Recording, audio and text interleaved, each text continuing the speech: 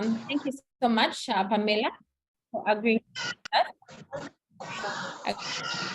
to be with us today and being part of the Fireside Chat for today. These are sessions where we have a lot of we meet together on usually on Fridays, the second Friday of the month, but this month we moved it to the last Friday of this month. And these sessions we are together, we just do typical issues that affect us every day. And this time the issue is really around adversity and how we can overcome adversity. And one of those ladies who has shown me it is possible, it's Pamela. Before she became my friend and I got to know a little bit better, I used to follow her on social media, read her stories, her posts. Like I was like this person who would follow her all the time. So we've interacted with her before. She's done a session with us before at Girls for Girls. So she may not be very new to most of us. But since we met her, her life has changed a little bit and she has added more to what she does. So allow me to read a little bit about her. Pamela is a fun-loving mother of two. She's full of life and has a big personality and loves spending quality time with her friends and family. And she's a co-founder of Evolving Woman, and also which also has other offerings under it. You can look at all of them. Her audacious goal is to see a world which is devoid of inequalities that hinder women from living a full life and full of their total potential. She is also a transformational and abundance mindset coach, human advocate, a successful businesswoman, and the 2020 winner of the Virtuous Women's Award for Women Empowerment. She's also a published author of the book Beaten Not Crushed, which tells her personal story of overcoming adversity. This book won the 2022 Best Book of the Year award by the African Christian Book in the women's category, and it's also available on Amazon. You're very welcome, Pamela. Thank you very much. Thank you for the introduction. And we shall start right there with your book, Beaten Not Crushed. I think that's what did a lot of publicity around that book. And lots of people know about that book. I don't know how many have read it, but I just want to start around that book and what your main parts of the book, which you are talking about adversity. Please tell us a little bit more about that and about your life and why you came to write the book and the main parts of your book. Just highlights. Yeah. Thank you, Pamela. First of all, ladies, allow me to use the environment I'm in because I'm going into a meeting at 5. And so I am at Kembawazi. They've been kind enough to give me space somewhere to hide and have this. So whatever doesn't look right, just enjoy. And yeah, I'm happy to be here, really. I'm happy to be here. So I wrote my book, Beaten Not Crushed, because I realized that so many people go through a lot, but not many are willing to share their story. And many people are looking for resources to feel like they're not alone. And if you're not like me, because me, I'm an outgoing, talkative person, I share my story with everybody. And some people naturally do not get to share what they are going through. And so they find that, they feel like they're alone. So the reason why I wrote the book is so that somebody going through adversity can be able to grab it and kind of relate with me in one way or another. When you say talk about my book, it means I have to talk about, I don't know how many pages in this little time, but I am just going to give you a snippet. And I will, in order for you to have like a good snippet, I'm going to read the back of my book. I'm going to read the back of my book just to give you a snippet of what it is. I believe and trust that you shall be able to ask questions if you'd like to have any deeper understanding of what it's all about. But maybe just to summarize it, I'll just read the back of my book. And it says, when adversity comes falling like a hailstorm, finding your grip to carry on can be an uphill task. It is also said that difficult experiences can leave deep, sometimes permanent wounds and visible scars. Most people will go through adversity feeling like victims and not victors. Yet, ironically, struggling through adversity pushes us to grow in ways that ultimately make us wiser and living more fulfilling lives. Pamela, like every person who has been through adversity, has asked the questions, does God truly care? And so you're just getting a snippet of what was going on through my mind when I was going through adversity. And I'll go a little deeper into it. She questions his true existence. She questions her identity and femininity and her purpose too. Pamela lived what she describes as a shielded childhood in the 80s. She was rudely awoken to adversity upon adversity in a span of 6 years. Just when she thought one was over, then another hit.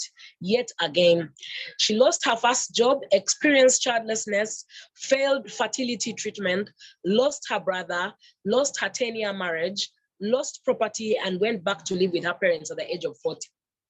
This is a story of Pamela and how she bounced out of adversity and been restored into a place of purpose, which will inspire you.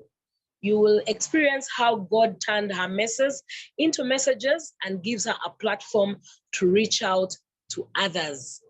So that's just a snippet of what I write about. But I will just say that I was born and raised in a typical Christian family that, and very shielded, I must say, very fortified. I never got to realize what life was really until I was married, till I was 26. And then I started realizing, hey, okay, there's this other side to life. So I had this really simple, smooth running, should I call it, life. And I would say my first biggest adversity was failing to go to university I'm failing to get the course of my choice was architecture. I did fine art at Makerere University, and that for me was like one of the most painful things at that point. And then when I got married at the age of 26, I think it was the beginning of what I would call the real life. Yeah, the real life. So I got married at the age of 26 in 2001. And I was married for 10 years. And in the 10 years, I did not have children. And right after 10 years, we separated and divorced. And that was, in those 10 years is when I experienced, like the varied adversities. Maybe just to take you back a bit, maybe it's to define what adversity is. Adversity is anything that's uncomfortable, any experience or circumstance that you find yourself in and it's uncomfortable. Oftentimes we find it hard to get out of it. And so if you've gotten a heartbreak, you've been in love, you've gotten a heartbreak, that's adversity. If you have lost somebody, that's adversity. If you have been waiting for something and it's not arriving, like a job, like a child, I don't know what it is that you're waiting for, because I know every one of us is waiting for something at any one point. That's adversity. And so why am I bringing all this is just to say the way we are wired, I'm sorry, I have a cold, bear with me. The way we are wired is that we are either going through adversity, getting into adversity, or just coming out of it. So it's a cycle. Adversity is generally part and parcel of who we are and, part of life. So we cannot detach ourselves from adversity. You will say, that sounds like, hey, it's too much. Is that too intense? Yes. Either you're unhappy with one thing, or you're coming out of a tight situation. It seems to always be a cycle. So for me, in 6 years, I was trying to conceive, and I never did. I had so many failed fertility treatments, and I don't know whether you have an idea what that comes with, I don't know if any of you has been in a position of waiting on God for children. It's like one of the most frustrating things. You almost want to enter heaven and just pull him down the throne and tell him, what is so special? Why not me? Why am I not special? And so here I am struggling with fertility treatment. And then I lost my brother. I followed him.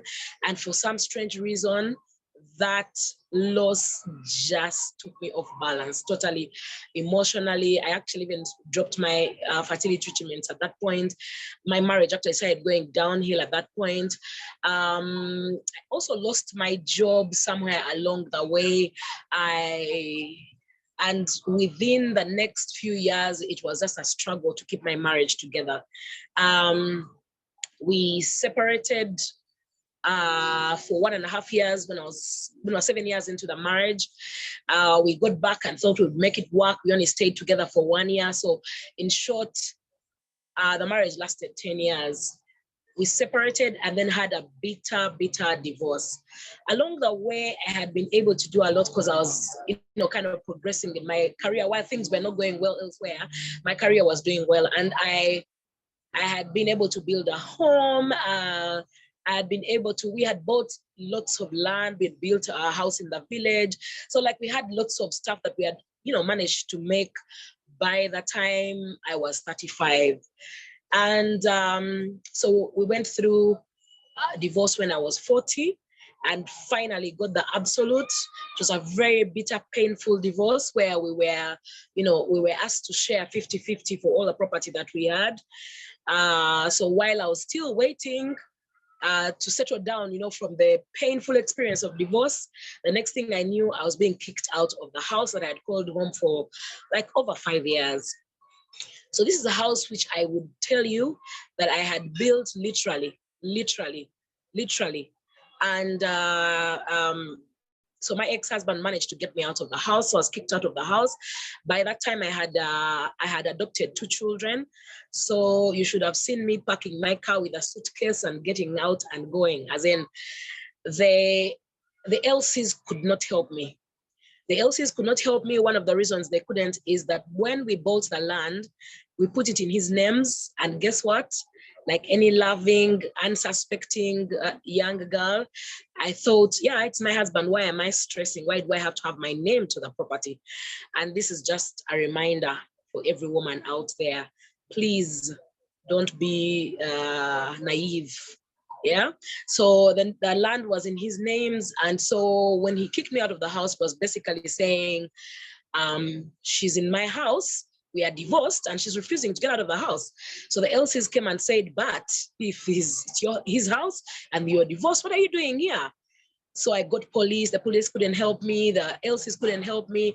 And mind you, I was a human rights activist. So you can imagine how frustrating it is that you just have no help. Anyway, just know that at around 7 in the dark, I just packed a suitcase. One suitcase that had my maid's clothes, my clothes, and the 2 children's clothes, and we were kicked out of the house. So we left, went to my cousin's place, hoping that we would at least be able to come back and get more stuff. I was given 3 hours to pack what I needed to take and get out of the house. And when I left, I promised God I was not coming back to check on this house or anything that I needed to share with him. Why? Because I had had a very bitter divorce. I was broken, I was beaten, I was everything you can think of. And I wasn't ready for another fight. So I just walked away. And so it's been 8 years since I left. So when I left and picked my stuff, I went back to live with my parents at the age of 40. So I know some of you can't imagine, you can't even fathom what that means. But yes, you know what it is to be at home with 2 kids and a maid. You get guests and they ask, hey, and they say, our daughter is here. And you're feeling really sheepish and I don't know what to say. But all I can say is that I really went through like the toughest 6 years of my life. There's nothing I didn't go through. I was so stressed. What I can say right now is that I was privileged to have stuck in church and not go out of church. Because at the time, anybody who had advice in terms of where to go, I was willing to go. When I was trying to work on my marriage, I went church hopping. There's no church I never went to. There's no miracle I never sold. I even sold my car, guys. You know what it is when you're desperately looking for God. There is nothing I did not do. But all I can say is that I was depressed, I was angry, and I think probably more angry with God than I was angry with anybody else or even my ex-husband. So when I say that, so adversity is one of those things where you go through it and most times you feel so lonely, even when you have people around you. I had very good friends because my friends stood with me throughout. I had a really supportive family. My family stood with me, but it's a thing you go through alone because the experiences you're going through are really, just yours. They are really yours. They are really yours. And when you're going through it, there's no one who can console you most times because you feel like yours is unique, yours is different. So over the years, I learned to come out of adversity by God's grace. And I'll say this by God's grace because I never sought help. I never sought therapy. Like, how you're looking for people to help out. Guys, I'm depressed. I was angry. I was this anger overload. I was literally like, if you just crossed my path, you would just be amazed at the results of what would come out of my mouth. And it was not an easy experience. But all I can say is that, excuse me, I managed to come out of adversity, or should I say bounce out of adversity. When you say bounce, it sounds like something that's easy. No, I actually came out of adversity painfully, but by God's grace. I think for me, it was one thing after the other where God would just put me in a corner and I would think, and he would tell me, who am I? Who are you? And whose are you? Why are you so worried about what your life has become? And when you're going through adversity, you're thinking about how life has turned out. This is what I thought about. I never ever thought divorce was one of those things that were cut out for me. I didn't think I was part of the statistic. I never thought infertility was one of those things that was going to be part of my journey. I never thought that the person I loved or loved me so much, and he had, I had lots of letters that I had collected, and at some point I thought probably I would send them back to him so that he would read through the letters, but he had affirmed me, assured me that he really loved me. And I didn't think I was a candidate for that. I gave my all. While I was working, my husband was a teacher, and at some point he did not have a job for years. So I would work so hard just to make sure that the family stays, afloat. And I just felt like I deserved more than that. But unfortunately, at that point, I was the enemy, and he didn't think much about what I was going through and what that meant to me, that I had to lose everything. So everything I had worked for before 40, and I can assure you, I was one of those really ambitious young women, very ambitious. There is nothing you would not tell me that I would not be able to do. I mean, as I managed to buy lots of things, but I left absolutely everything. When I say everything, I mean everything. So at 40, I went back, started from zero, from scratch. And so I just managed to come out of adversity, or the pains or the anger and all those emotions that come with adversity when I finally, it was just God's grace. It was just God's grace. Yeah. Please don't chop onions. Don't chop onions. But all I can tell you is, and I don't know how to continue the story, Primera, I would like you to ask me another question to help me to be able to continue with the story, because I feel like I can't tell the whole story to the end. But that's a snippet of what I went through. Yeah. All right. Thank you so much for that. And me personally, I even had to just switch off my camera for a minute there. Thank you so much for that part of the story, and for telling us where you have come from. I can't imagine knocking door at my mom's house at 40 and saying I'm coming back with my children and with my car and only a suitcase. Yeah, after they have sent you away, and big celebrations, and you have come back home.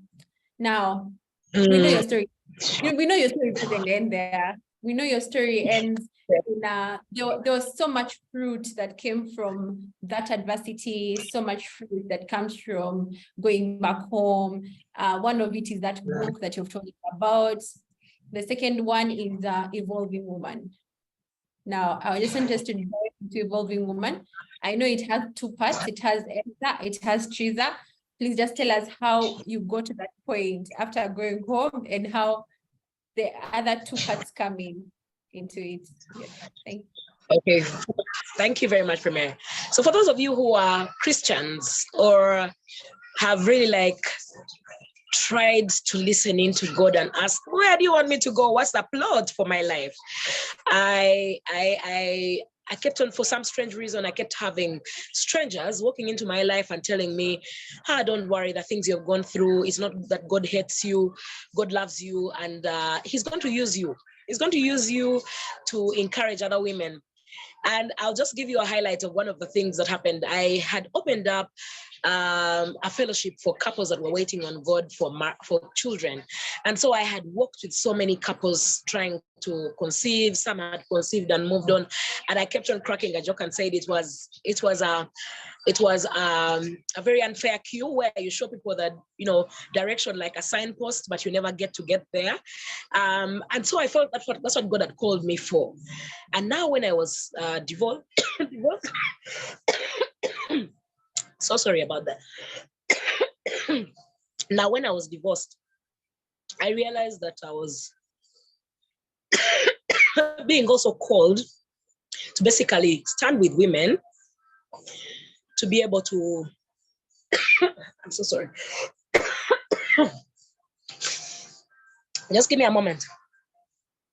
Let me catch my breath. Sure.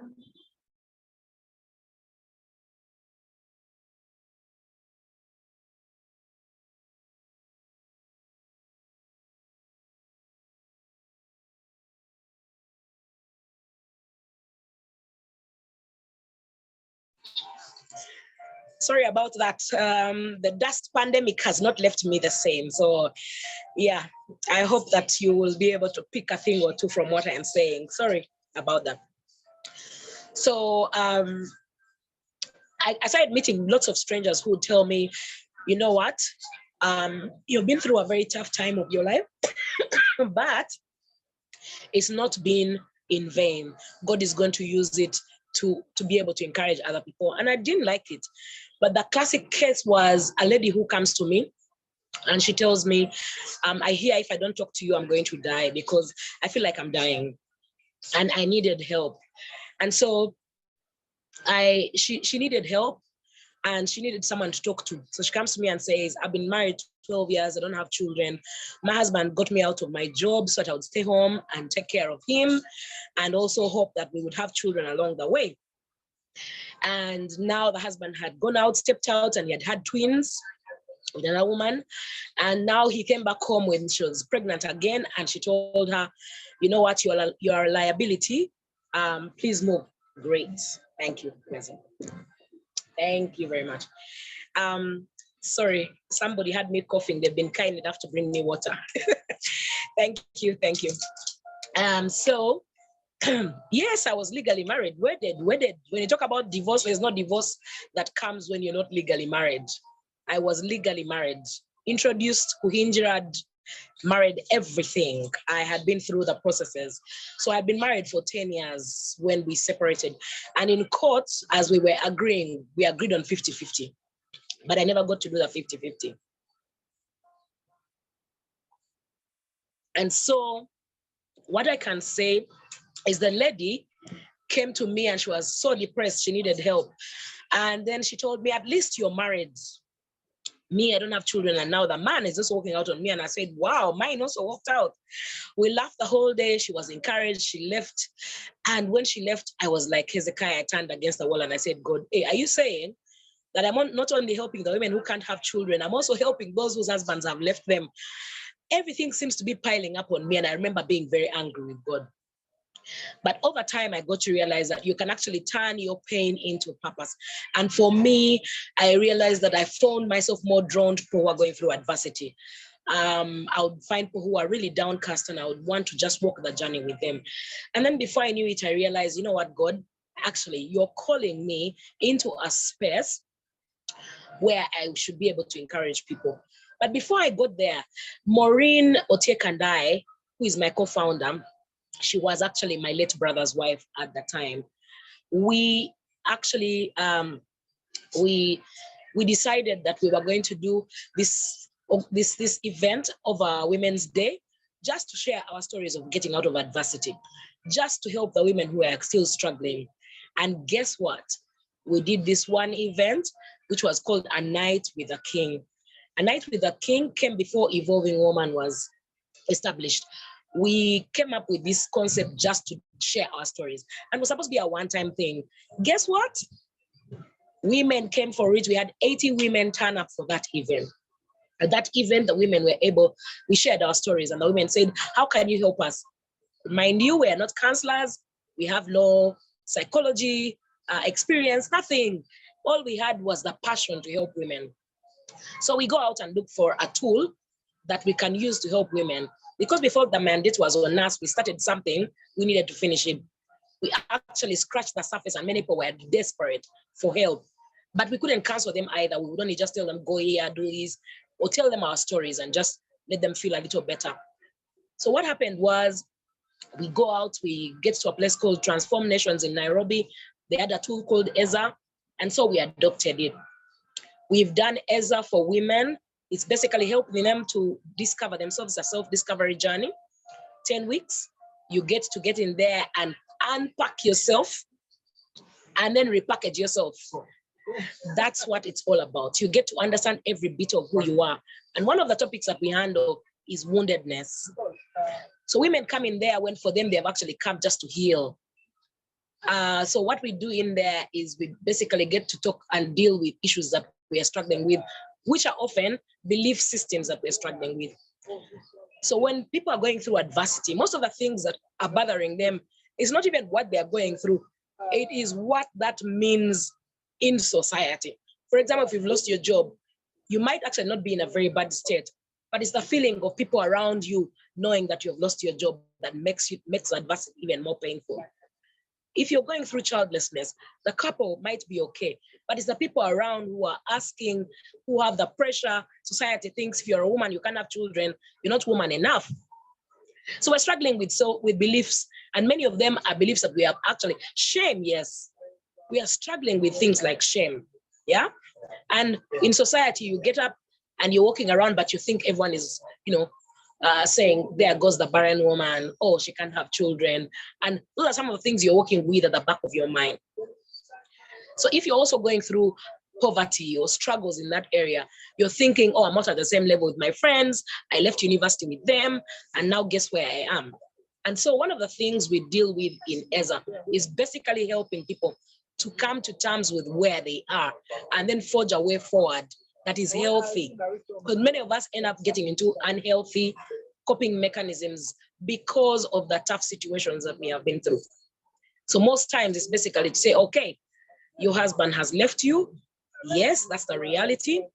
But going forward, what is it that you intend to do to be able to find purpose and also leave a worthwhile legacy at the end of the day? So EZA is one of those that we have been able to offer. And then when the women kept on coming, everyone was struggling with, everyone was struggling with, yes, thank you, Lillian. Lillian is one of those who joined EZA, and we have since worked together. We're actually organizing an event that I'll talk about later together with Lillian. Thank you, Lillian, for that. So most women came to EZA when they are so wounded, and partly because of the past, the childhood experiences that they were going through, they had been through, but they had never healed. For example, your father left your mother at the age of, actually left you, all of you, at the age of 5. And so you're married, but you're trying to like protect yourself from that kind of thing. So your husband hasn't showed or exhibited signs of being like your father, but in your brain, you have kind of settled that men live. So you start living as if your husband is going to live anytime. And many times we are not healed from our childhood traumas. And so we realized that, you know what, why do we wait to be more reactive than proactive? So it's at that point that we changed and said, can we also have one for the 11 to 17s, preparing them to make the right decisions? Because many of us had made the wrong decisions. And so we came up with what we call teaser teams. It's a 4-day camp that we have every holiday for young girls. It's basically building their esteem. It's basically helping them to become more confident. So one of our niches as Evolving Woman is, or our niche is confidence building and self-awareness. We believe that if someone is self-aware, the sky is the limit. It's knowing that I am Pamela and I'm an extrovert and that's who God created me to be. And like I would say, some of the things, the struggles I've had in life is not accepting who I am. When I say that, it means that because I am very loud, I would call myself the too much woman, if you've heard of anything like that. The kind of person who in society would say, I drive like a man, I talk like a man, I am very assertive. If I want something, most times I go for it. And so according to the African society and in Uganda in particular, that is being like a man. So in short, there's something not quite right about your femininity. And so those are some of the struggles that I was struggling with before and some of the adversities, should I say, because society judged me harshly after my marriage had fallen apart because I was loud and he was the quiet person, then I was definitely the bad one. And so we realized that many times we needed someone to tell you that, you know, this is who you are, embrace who you are. You're an extrovert. I am an extrovert thorough. I am a sanguine, choleric, and in equal measure. That is like fire, should I say. And I'm coming to embrace and say, this is who I am. So what am I using it for? What's the beauty that I am going to use this for? What is it that I'm going to use it for out there? And so I have, so from all the adversities that I went through, we were able to come up with Evolving Woman, and Evolving Woman was able to adopt EZA as a tool that we use. So far, we are on the 9th, we are preparing for the 9th season, which is starting in 18th of March, next month. We are launching our 9th season. So far, we've had 364 women go through EZA in the last 2.5 years to 3 years. And we are really grateful that we have been able to impact the lives of women who ultimately get to choose and also choose themselves. We teach people how to have self-love, choose themselves, and they should be able to go out and have and get into their place of purpose and be able to create the desired change out there. So those are two of the products that we've had. And ever since that first A Night with the King, which set us off, we were able to have another A Night with the King last year. We are having one this year. And what we did is that so next weekend on Saturday, we are having another season, another A Night with the King. It is a one-time event. It's and no woman should be left behind. So if you're there, just plan to be there. It's 150,000 shillings per person. We are inviting Dr. Patricia Murugami, and she's coming to encourage us to quit our fears and thrive.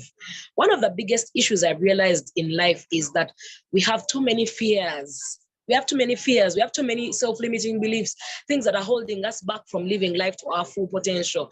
And many times, that's why adversity hits us so hard. Yeah, that's the reason why adversity hits us so hard. So how do you join EZA? We have got a link, and I am going to ask the people who are on your group. I will send Primera the link and the flyer so that you can be able to join.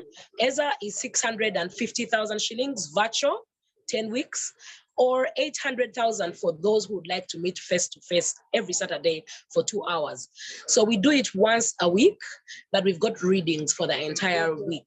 It's basically challenging yourself, speaking into the mirror and speaking to yourself, and just asking yourself the hard and difficult questions. And many times we live with so many masks, and the masks are the reason why we are really going through a lot of hard time. Sometimes, let's say our lives, say we are financially we're not doing well, but we need to keep up, with appearance and all that. And we do a lot of those things to fit in society, but unfortunately, no one really cares. So one of the things we do teach women is that you really need to be authentic. You need to be authentic, throw off the masks, be real to yourself, most especially, but even to others, so that you can be able to stand securely. Maybe I'll hand it back to you, Pamela, to ask the next question so I don't keep rambling on. And also let me know when people can ask questions. Yeah. Right. They can ask questions as we go, and that's okay. I've seen you have answered some. That's really okay. There was a question earlier about, it was really a comment about having the courage to start over at any age. And Fortunate was saying that was very courageous of you. And she also comments that she has read your book and she has liked it. Then there is my question really is around A Night with the King. In my head, I would have called it A Night with the Queen or something like that. So and something else. So I want, how did you come to this? How was it? What was the inception? Why? What is the why behind A Night with the King? Thank you. That's a good question. A Night with the King for us is the feeling of the many nights with the king that Queen Esther in the Bible had that changed the trajectory of her life. And so for us, we are coming before a king, the Lord Jesus, the King, yeah, to basically be accepted, because we're already accepted, but it's to embrace the fact that we have already been accepted. So maybe I'll give you a small bit about Esther. Esther was a virgin girl called Hadassah at the time, and she was taken as one of the girls who had to replace the king's queen who had been thrown out for disobedience or for disrespect for the king. She was called Queen Vashti. And so when Esther got into the king's, into the palace, she was prepared, alongside many other girls for many years, for many months, to be a queen. And what happened was that she had 2 special nights with the king that she requested for. The first one was when she went to wow the king. She had been prepared, and she was a woman of favor. She had been prepared by the king's eunuch himself. And she did exactly what would wow the king, and she was chosen to be the queen. So that was the first night with the king that she had. It changed the trajectory of not only her life, but also of the lives of many. So we are saying, when you come out and have a night with the king, your life changes. And when it changes, it means you're embracing your new role as the queen who has an area to preside over. So when Queen Esther was needed to make a change in the lives of the Jews, she also requested for a dinner, a night with the king again, with Haman, to be able to embarrass the enemy of the Jews. So what are we saying? We are saying that we want to build a brand of women who speak out, who stand up, and who show up at all times. When things are going wrong in society, are you the quiet one? Are you the harsh one? When you find somebody fighting, do you walk away and go by? I always tell people that I am the kind of person who I will stop my car any day. If I find a man beating a woman, I will be part of the broil at all costs. Why? Because I feel like, no, this is an injustice. It just has got to end. So do you have that kind of passion within you to actually say there is something I feel I am led to do in this world that counts as my legacy? So when we talk about a night with the king, it's a night with God, your maker, who has a blueprint for your life. It's embracing that blueprint and saying, okay, I am here. Use me. I am here and I'm ready to work. That's what a night with the king is all about. I hope that makes sense. Yes, it does, Pamela. And that is happening next week. I've sent the flyer on the chat. It's happening next week on Saturday at 4 p.m. And I hope you're there.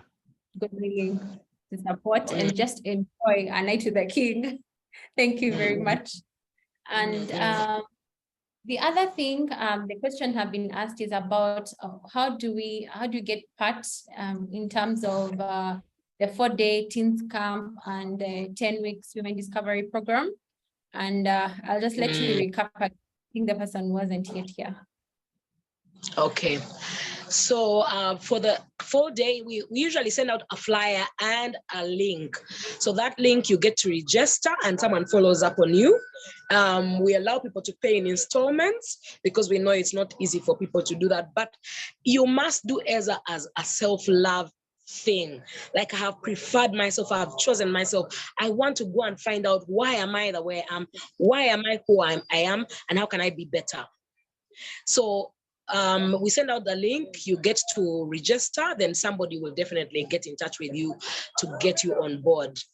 But just know it starts on the 18th of March. Then teaser teens, we also send out to different groups. We send a flyer and a link, you get to register for your child. And it's also self-discovery for the child. We also do, for teaser teens, we don't only talk to the child, we make sure the parents are on board fully. Sometimes you find that we have to mediate between parent and child. Like many times, like every season, we've had children who are fighting with their parents and they need that mediation. But also it's a time to check parents, are you doing a good job in terms of stewardship? Are you just throwing them in all these groups that you would want to, or find them holiday packages and things to do just to get them busy? Or are you actually taking time to get to know your children? One of the things we do with teaser teens is that we have we have two tools that we share, a personality test and a spiritual gifts test. And we want the families to do it as a family prior to, because we want parents to understand that, oh, my child is a choleric and I am a phlegmatic. Now I understand why. Or my child is a phlegmatic and I am a melancholy. It's no wonder that I am always irritated. You know, like you really get to understand. Because we are saying we cannot deal with a child without knowing who they are. Everyone must be dealt with individually. So when we take them on in the 4 weeks, we get to unpack the children as well and just tell them that some of the things, your decisions you're going to make now have a lasting effect. So what are those decisions that you're going to make? And usually by the time we're done with the 4 days, the girls are ready to speak out, to take on positions of leadership, and also to make sure that they can be able to work their relationship with their parents. Yeah.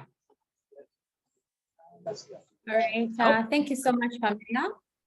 I had, like an earlier said, the session was going to last 1 hour. So thank you very much for giving us your time.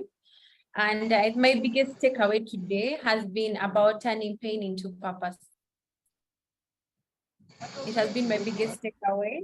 And it's amazing to see that you have actually had 364 women take part in EZA. That is so amazing. And I hope some of the ladies are going to take up the module. I have had so many friends that have done the module, and I can see a change in their lives and in each and every part of them, being able to embrace self, being able to embrace yourself and love yourself. Like you said, you look at yourself in the mirror and actually like open up and actually like be open to with who you are really from the very bottom of who you are. Thank you so much for being a blessing to us this afternoon and for sharing your story. And I will definitely share the recording to everyone who has been around this evening. Right. If there are any questions, please you can ask. We have about 4 minutes and we can answer them. Fortunate has a comment. She says it is important to unpack and heal. Yeah, it is important to unpack and heal. She says, I haven't attended, but I think I like the idea of it. Fortunate, we should have a conversation. Yeah, thank you. I hope your question was answered. We shall share all the material in the groups in terms of how you can be part of either EZA or the teaser, the team's 4-day camp. Thank you. Okay, maybe just a small snippet. Well, you can always also call for a copy of my book, but if you do EZA, it's part of the package. My book is part of the package because we get to discuss healing and use me as a case study. But I would like to just go through something small that I thought, I don't know what people's expectations were, but when I was coming in, I was just thinking about sharing the few steps that I share about on how to come out of adversity And I'll just read them to you. You can go and read a little more, or you can even order the book. Hey, I'm looking for them and I can't find them. Okay. I just wanted to share a few of them so that you would be able to catch that as well, in addition to how to come out of adversity. Oftentimes people are living in denial, and I just want to talk about accepting that you're going through adversity. You must get to a point of accepting. So many of us have those blind spots where you think, no, it's not happening, it's not happening. You know, sometimes your husband has moved on and you're still there and you are insisting, and the thing has died, it has died, but you're still insisting. Sometimes you need to get to a point of understanding and accepting that, yes, actually, it has happened. The second one is owning your healing process. Please make sure you own your healing process. You must own your healing process, as in be proactive. Tell, say, I prefer sleeping these days. I don't like going out. I am very unfriendly, yet I used to be an extrovert like myself. Then you're definitely depressed. Go out and look for help. And by the way, guys, health, as in mental health, is a real big issue. Mental health challenges are common amongst all of us. Actually, all of us are struggling with mental health challenges, but the degree is dependent on how much you can be able to take. Yeah. So own your healing process. Own your healing process. Allow yourself to grieve. Allow yourself to grieve. So if you're hurting that your husband has walked away, or that your child you've lost a child, or you've lost a parent, allow yourself to grieve. Don't rush it. Allow yourself to grieve. Number 4, focus on the emotions. What emotions am I exhibiting? Is it anger? What is it that I am exhibiting? Focus on the emotion and be able to deal with it. Forgive yourself is number 5. Learn to forgive yourself. Yeah, because some of us have gone through some things, but like, you have to forgive yourself. I had to forgive myself for the choice of husband that I made. I had to forgive myself for sticking in there all the time, even when I saw things were going bad. And I had to forgive myself even for having let myself be naive and walked away with nothing at the end of the day. I had to forgive myself, so you must forgive yourself. Number 6, you must surround yourself with positive energy. People we cannot afford, like I keep telling people, for me at this age, person, and I don't want negativity, because I choose me and I choose my future, right? So make sure you surround yourself with positive energy so that you can be able to pick the right vibes. Yeah. Number 7, find help. People, find help. It's okay to look for help. It's okay to come for Eza. It's okay to look for a coach. I am a coach, for example, and I coach people. And it's okay to say that I need help.